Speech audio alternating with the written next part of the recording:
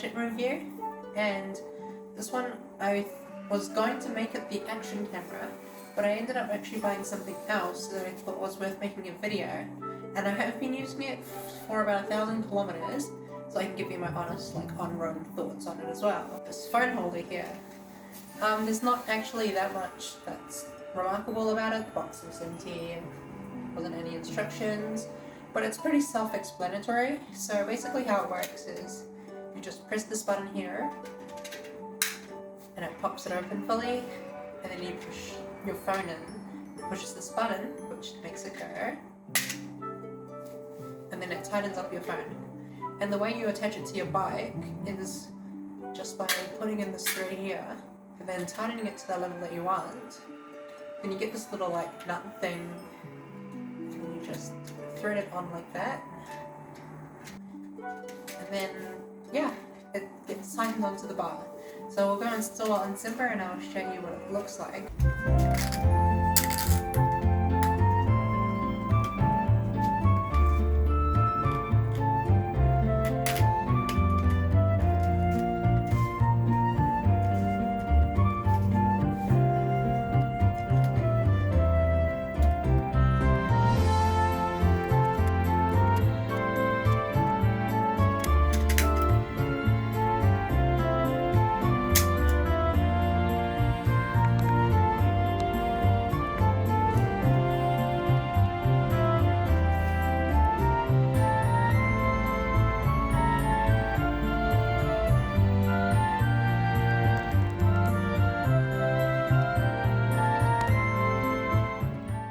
So that's it installed, and it's time to give my thoughts. So it's actually really good. It's really good just to be able to just pop your phone in. It takes not even a minute to get all set up.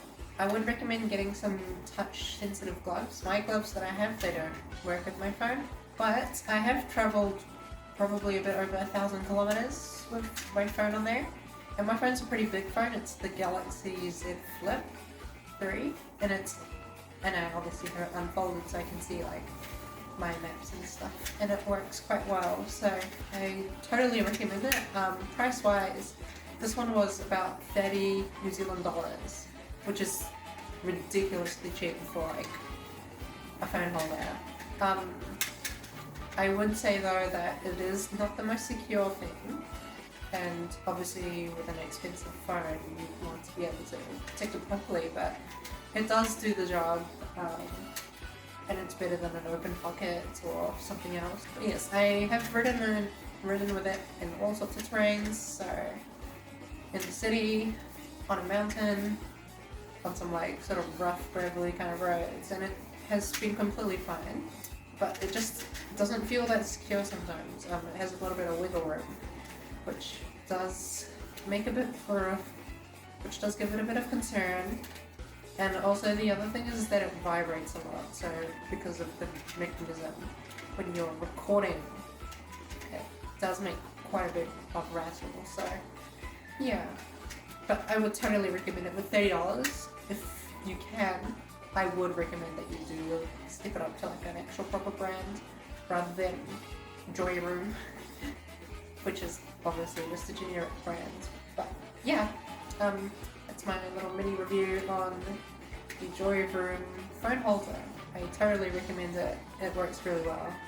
If you like this video, leave a like obviously, and do subscribe. I've got more budget stuff coming, as well as doing some stuff on Simba, my supercar. And yeah, I'll catch you guys next time. See ya!